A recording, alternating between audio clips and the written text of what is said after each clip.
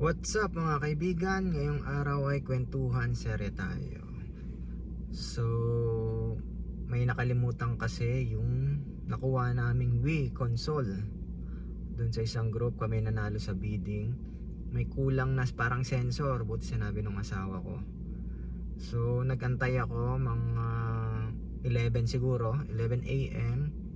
Nagantay ako ng passenger kasi nagpa-part-time Uber at Lyft ako. So nagantay rin naman, isang oras din yun. After nun ay nakakuha tayo ng Uber share. Yung isa ay malapit lang dun sa amin, 300 meters lang. Then yung isa naman ay pinick up ko sa Humber Hospital. So malapit lang din sa amin yun. Then na-drop ko, sa isang Uber share is naka 2 passengers ako.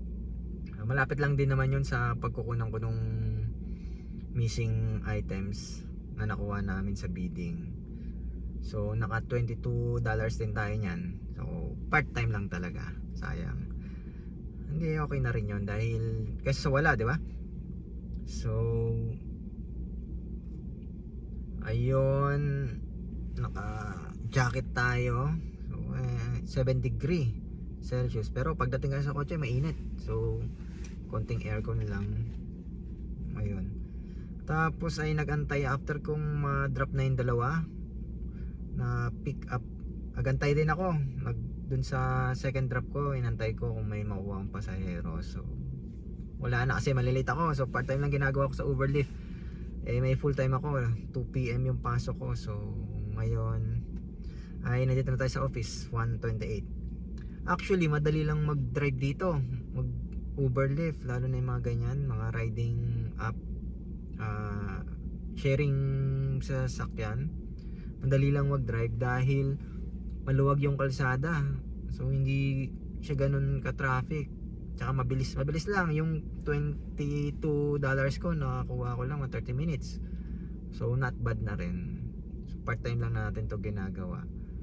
So after nun ay nakuha na natin sa wakas. Buti na lang nakuha namin yung item na kulang dahil sa sensor. Kailangan pala ng sensor yon. So ayun, nakuha ko nga namin pala yung Wii console. Nasa magkano ba yung nabid ko nun? $70.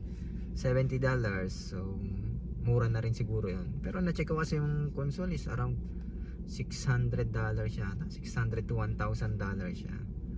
Buti na lang at tayo nanalo doon. So papakita ko sa inyo yung console sa next video ko.